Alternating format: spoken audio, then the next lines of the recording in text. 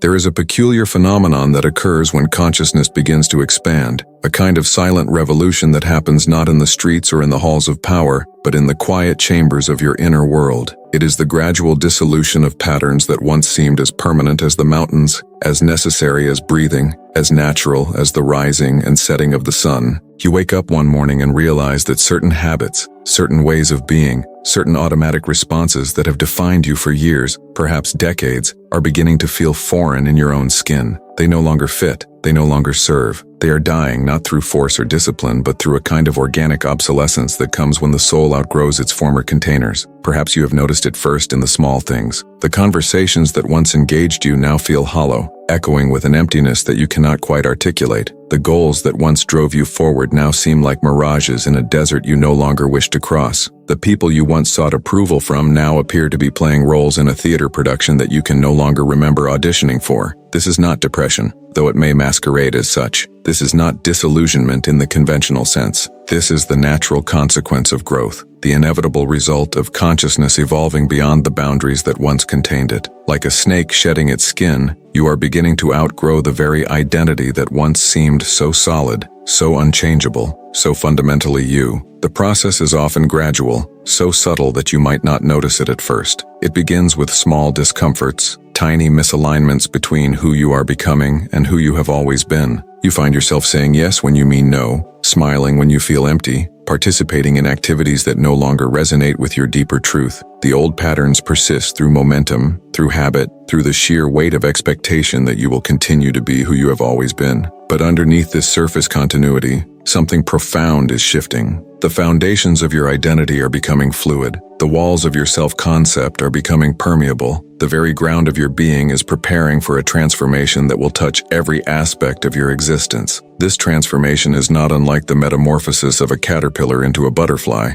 except that it happens not in the safety of a cocoon, but in the midst of daily life, in the middle of conversations, in the space between sleeping and waking. The caterpillar does not decide to become a butterfly. It simply follows the inexorable pull of its own nature, allowing what no longer serves to dissolve so that what seeks to emerge can find its wings. And so it is with the evolution of consciousness. When your awareness begins to expand, when you start to see through the veils that once seemed so solid, certain habits begin to lose their grip not because you are fighting against them, but because you are growing beyond them. The first habit that begins to die is the compulsive need to explain yourself to others. For most of your life, you have been conditioned to believe that your thoughts, your choices, your way of being in the world requires constant justification. You have learned to defend your decisions before they are even questioned, to provide elaborate explanations for the simplest preferences, to seek approval for the most fundamental aspects of who you are. This habit runs so deep that you may not even recognize it as a habit. It feels like politeness, like consideration,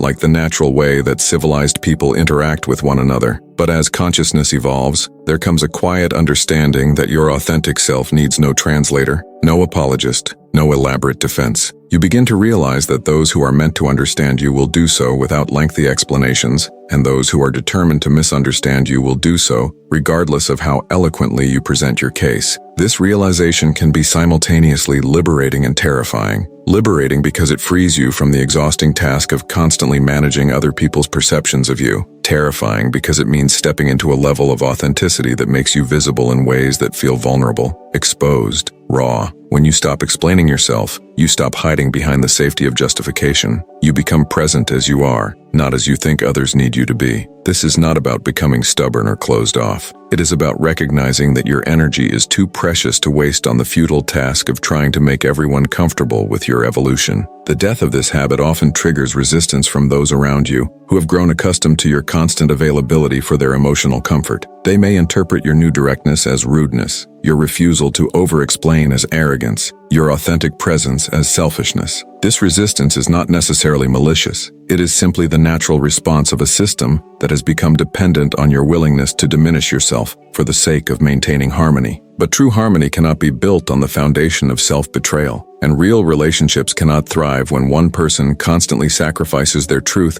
to maintain another person's comfort. As you stop explaining yourself, you discover which relationships were based on genuine connection and which were based on your willingness to be less than who you truly are. The second habit that withers away is the automatic assumption that busyness equals productivity, that a full schedule equals a meaningful life. The modern world has taught you to wear exhaustion like a badge of honor, to fill every moment with activity, to mistake motion for progress. This conditioning runs so deep that silence feels uncomfortable, stillness feels lazy, and the absence of constant stimulation feels like a void that must immediately be filled. You have been programmed to believe that your worth is measured by your output, that your value is determined by your ability to juggle multiple tasks simultaneously, that rest is something to be earned rather than a fundamental necessity for human flourishing. But evolving consciousness brings with it a different kind of intelligence, one that can distinguish between doing and being, between achieving and becoming. You start to understand that some of the most profound transformations happen in the spaces between activities, in the quiet moments when you allow yourself to simply exist without agenda. The nervous energy that once drove you to fill every silence with noise, every pause with productivity, begins to settle into a deeper rhythm, one that honors both action and rest, both engagement and withdrawal. This shift is not about becoming passive or unmotivated. It is about aligning your actions with a deeper source of inspiration, rather than the frantic desperation that comes from trying to prove your worthiness through constant motion. When you operate from this deeper rhythm, your actions become more purposeful, your decisions more aligned with your authentic nature,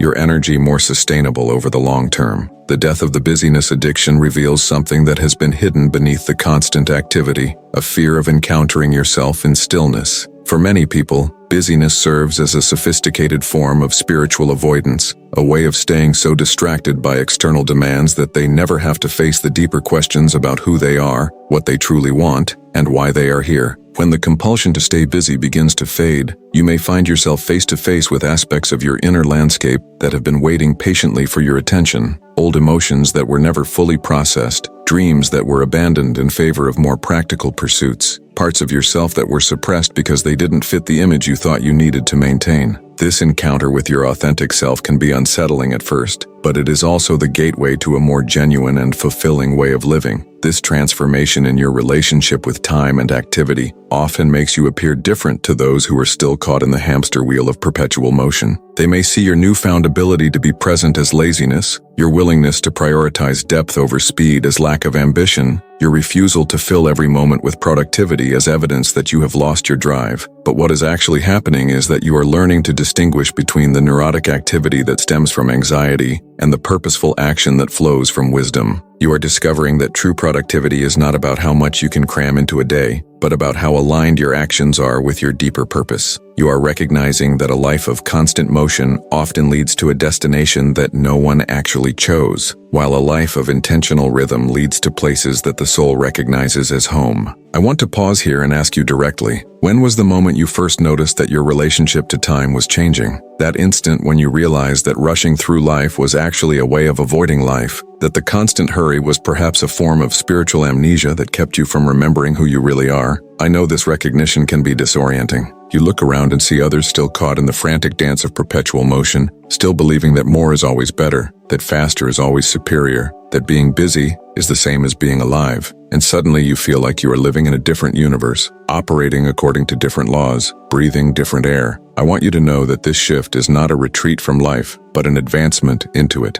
Your willingness to question the cult of busyness, to honor the natural rhythms of expansion and contraction, is not a sign of spiritual laziness, but of spiritual maturity. The courage to slow down in a world that demands acceleration, to prioritize depth in a culture that celebrates surface, to choose presence in an environment that profits from your distraction. This is revolutionary. And because I know this transition can feel isolating, I invite you to share a fragment of your experience in the comments below. You can simply copy this phrase and complete it. I realized I was outgrowing the busyness trap when, by sharing this, you not only acknowledge your own transformation, but offer a beacon of recognition to someone else who might be wondering if they are the only one questioning the madness of perpetual motion. Your comment might be the permission slip someone else needs to step off the treadmill of constant activity, to trust that their worth is not measured by their productivity, to remember that they are a human being, not a human doing. This community of conscious beings scattered across the globe grows stronger every time we recognize each other, like stars slowly becoming visible as the false dawn of collective delusion begins to fade.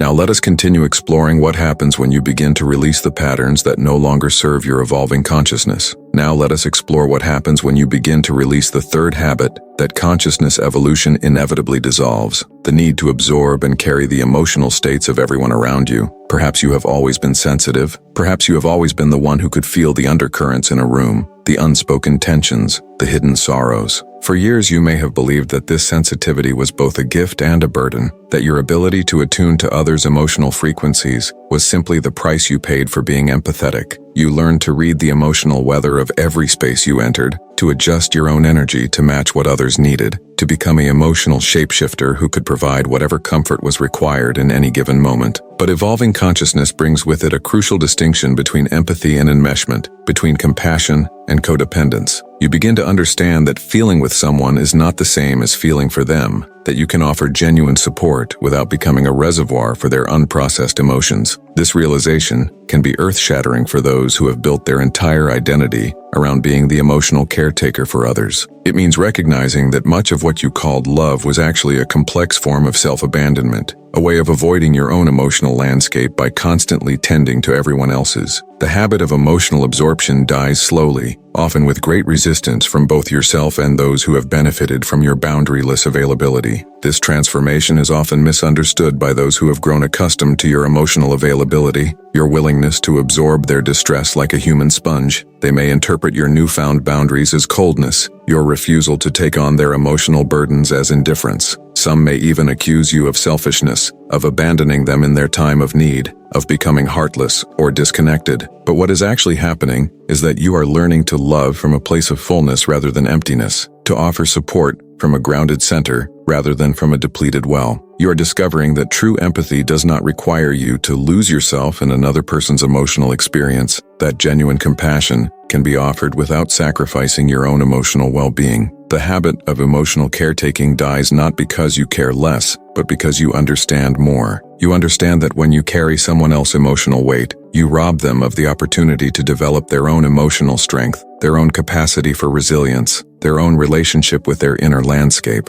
You begin to see that your constant emotional rescue missions, though well-intentioned, may actually be enabling others to avoid the necessary work of learning to regulate their own emotional states. This recognition can bring up guilt, shame, and a profound sense of loss as you realize how much of your life has been spent managing other people's feelings instead of exploring your own depths. As you learn to maintain your emotional boundaries while remaining compassionate, you discover a different quality of presence, one that is more stable, more sustainable, more genuinely helpful. Instead of absorbing other people's emotions and trying to fix them from the inside out, you learn to witness their emotional experience with compassion while maintaining your own emotional center. This kind of presence is actually more supportive than emotional enmeshment because it provides a stable reference point, a calm eye in the storm that others can anchor themselves to. You become like a lighthouse that offers guidance without leaving its foundation, illuminating the way forward without abandoning its own solid ground. The fourth and perhaps most profound habit that dies in the evolution of consciousness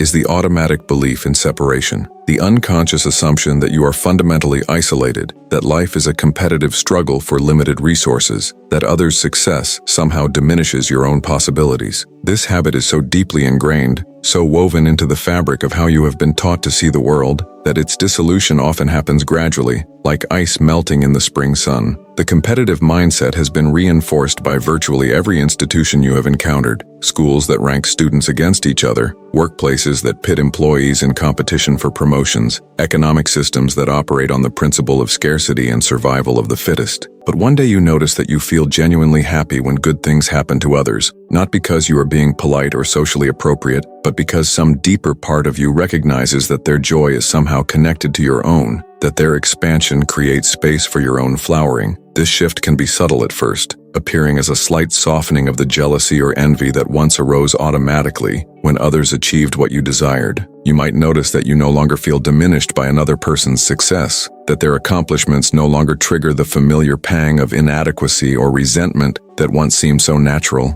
so justified, so obviously correct. This shift from competition to collaboration, from scarcity to abundance, from separation to connection, is perhaps the most radical transformation that consciousness evolution brings. It challenges everything you have been taught about how the world works, how success is achieved, how relationships function. The ego mind, conditioned as it is to see threats everywhere, to protect its territory, to ensure its survival, finds this new perspective deeply threatening. It whispers that you are being naive, that others will take advantage of your openness, that you need to guard your resources more carefully. It warns you that celebrating others' success while you still struggle is a form of spiritual bypassing, that you are denying the real injustices and inequalities that exist in the world. But consciousness that has begun to evolve operates from a different intelligence, one that understands that the universe is not a zero-sum game, that abundance is not a finite resource to be hoarded, but an infinite wellspring to be shared. This intelligence recognizes that when you genuinely celebrate another person's success, you are actually aligning yourself with the frequency of success, opening yourself to receive the same kinds of blessings that you are witnessing in their life. It understands that resentment and envy are forms of spiritual resistance that block the very thing you claim to desire, while genuine celebration and appreciation open the channels through which blessings can flow into your own experience. As these four habits begin their organic dissolution, you may find yourself in a strange in-between space, no longer fully belonging to your old way of being, but not yet completely established in the new. This liminal territory can be profoundly lonely. You look at friends who are still caught in the need to explain themselves constantly, still trapped in the busyness addiction, still absorbing everyone emotional debris, still viewing life through the lens of separation and competition. And while you feel compassion for their struggle, you also feel the growing impossibility of pretending to share their concerns, of participating in conversations that feel increasingly hollow, of engaging in activities that no longer hold meaning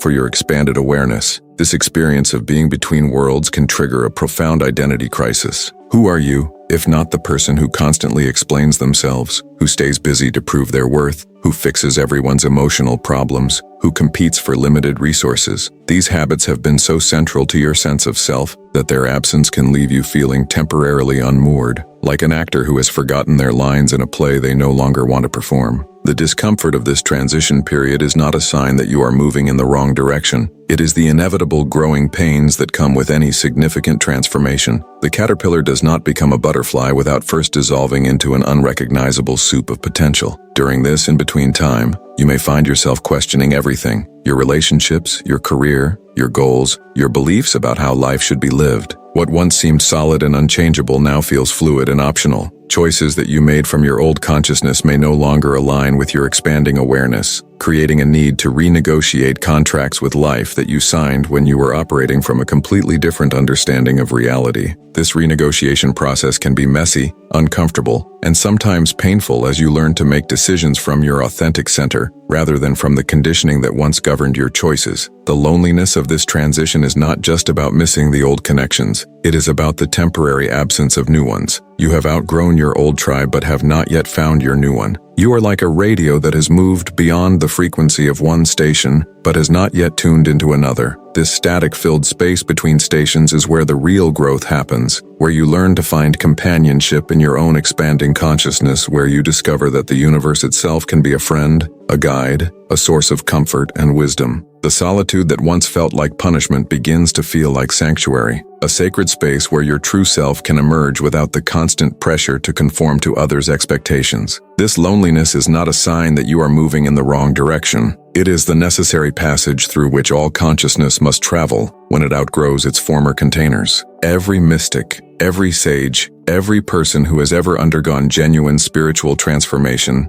has walked through this valley of isolation, where the old self is dying and the new self is not yet fully born. In this space, you learn to distinguish between loneliness and aloneness, between isolation and solitude. Loneliness is the pain of feeling disconnected from others. Aloneness is the peace of being connected to yourself. Isolation is the experience of being cut off from support. Solitude is the experience of being supported by the universe itself. The death of these habits also creates space for new capacities to emerge, new ways of being that were previously impossible while you were trapped in the old patterns. When you stop explaining yourself, you discover the power of authentic presence. When you release the busyness addiction, you find natural rhythm and inspired action. When you stop absorbing others' emotions, you develop genuine empathy and sustainable compassion. When you move beyond the illusion of separation, you experience the profound interconnectedness that mystics have spoken of throughout the ages. These new capacities do not appear overnight. They grow slowly, like seeds planted in soil that has been prepared by the composting of old habits. What emerges is not just a different way of behaving, but a fundamentally different relationship with existence itself. You begin to operate from what could be called your essential nature, rather than your conditioned personality. Your essential nature does not need to prove itself through constant explanation because it knows its own worth. It does not need to stay busy because it trusts the natural rhythms of expansion and contraction. It does not absorb others' emotions because it has learned to love without losing itself. It does not compete for resources because it understands that abundance is the natural state of an universe that is constantly creating and expanding. This loneliness is not a sign that you are moving in the wrong direction. It is the necessary passage through which all consciousness must travel when it outgrows its former containers. The caterpillar experiences a kind of dissolution before the butterfly emerges, and you are in that dissolving space, that sacred chaos where the old self is dying and the new self is not yet fully born. In this space, you learn to find companionship not only with others who share your level of awareness, but with the vast intelligence that is orchestrating this entire cosmic dance of evolution. You begin to feel held not just by human community, but by the universe itself, supported not just by those who understand your journey, but by the very forces that are calling you forward into greater wholeness. The death of these habits is not just a personal transformation, it is a contribution to the collective evolution of human consciousness. Every time you release the need to justify your authenticity to others, you give permission for others to do the same. Every time you choose depth over speed, being over doing, you create a ripple in the field of human possibility. Every time you maintain your emotional boundaries while remaining compassionate, you demonstrate that love does not require self-sacrifice. Every time you celebrate another success as if it were your own, you weaken the collective belief in separation and strengthen the recognition of our fundamental interconnectedness. This is why your evolution matters, why your willingness to let these old patterns die is not just about your personal growth, but about the evolution of consciousness itself. You are not just changing yourself, you are changing the field in which all consciousness operates. You are not just freeing yourself from limiting patterns, you are weakening those patterns for everyone. Your courage to live authentically, to move at your own rhythm, to maintain healthy boundaries, to see connection rather than separation, creates a template that others can follow, a pathway that others can walk. As you navigate this transformation, remember that the death of these habits is not a loss but a liberation. What dies was never truly alive. It was simply a collection of conditioned responses, inherited patterns, cultural programming that never belonged to your essential nature. What emerges in their place is not something new but something ancient, not something foreign but something that has always been at the core of who you are, the authentic self that no longer needs to explain itself, the natural rhythm that honors both action and rest, the compassionate heart that can love without losing itself, the expanded awareness that sees unity beneath apparent diversity. These are not achievements to be earned but remembrances to be awakened. Trust this process of organic dissolution. Trust that what is dying deserves to die, and what is being born deserves to live. Trust that consciousness knows what it is doing, that evolution has its own intelligence, that you do not need to force this transformation, but simply allow it. Like the butterfly that does not struggle against the dissolution of its caterpillar form, you can surrender to this sacred dying, knowing that what emerges will be more beautiful, more free, more alive than what is being released. The habits that are dying were never your true nature. They were simply the temporary clothing that consciousness wore while it prepared for this moment of expansion. And when you fully embrace this transformation, when you allow these 4 habits to complete their natural death, you discover that you have not lost anything essential. Instead, you have gained something invaluable: the freedom to be authentically yourself, the wisdom to move at your own pace, the strength to love without losing yourself, and the vision to see the unity that underlies all apparent separation. This is the gift that consciousness evolution offers, not as a reward for spiritual achievement, but as a natural result of allowing your true nature to emerge from beneath the accumulated layers of conditioning and compromise. If these reflections on the dying habits of evolving consciousness have touched something within you, know that you are not alone on this journey of transformation. This path of allowing old patterns to die so that new life can emerge can feel isolating when those around you are still unconsciously attached to the very habits you are releasing. It is precisely for this reason that we have created this sanctuary of understanding, this refuge for those who are navigating the sacred territory between who they were and who they are becoming. By subscribing to this channel, you become part of a silent communion of evolving beings, each at your own stage of awakening, but united by the recognition that consciousness is not static, that growth is not optional, that evolution is not just a biological process, but a spiritual imperative. Each video we share is like a lantern in the darkness of collective unconsciousness, illuminating another aspect of the transformation that is available to all who are willing to let go of what no longer serves in order to embrace what seeks to emerge. We are not here to offer quick fixes or superficial solutions to the profound challenges of consciousness evolution. We are here to walk together through the liminal spaces, to explore the territories that few dare to enter, to validate experiences that the mainstream world often cannot understand or appreciate. If you feel the stirrings of these dying habits in your own life, if you sense that your old ways of being are becoming too small for who you are becoming, this channel is your companion on the journey. Subscribe and allow yourself to be nourished by reflections that honor both the difficulty and the beauty of consciousness evolution. Together, we form an invisible network of awakening beings, each supporting the other's evolution simply by having the courage to evolve ourselves. A simple click of the subscription button is a quiet declaration that says, I too am willing to let what needs to die, so that what needs to live can be fully born. And in a world that often resists change and fears transformation, this willingness is a profound act of love, both for yourself and for the collective consciousness that we are all part of and responsible for evolving.